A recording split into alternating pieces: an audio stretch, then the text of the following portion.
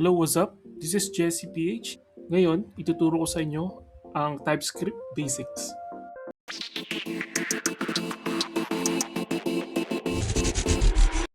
Okay, so i-discuss naman natin yung TypeScript at bakit pwede natin itong gamitin.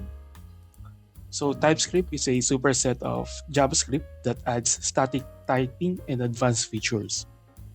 So, most likely, ang TypeScript is derived sa JavaScript na may additional features katulad ng static typing or specify natin kung ano yung mga data type na i-handle ng, for example, variable.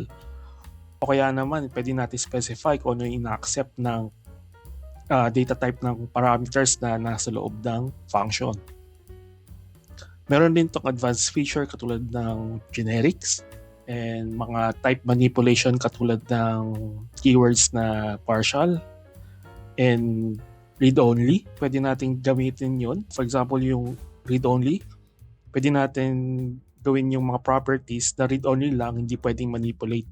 Yung partial naman, pwede natin gawing optional lahat ng mga object properties. Okay?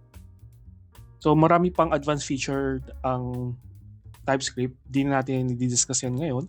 So, itong TypeScript na to, it compiles down to plain JavaScript and runs in any browser or JS runtime. JS runtime katulad ng Node.js, pwede natin i-add ang TypeScript sa Node.js.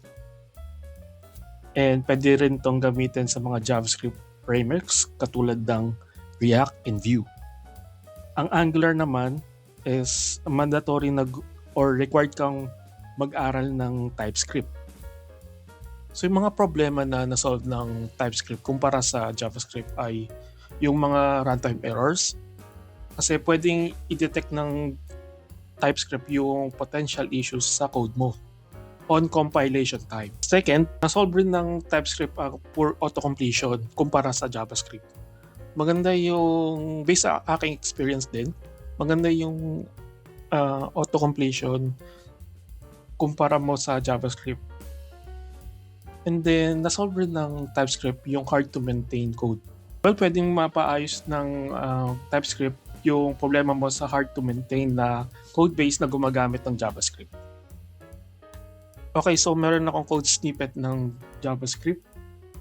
So, in this example, meron ako dito ang function na add. So, yung function na to nag-accept ng two parameters, which is A and B.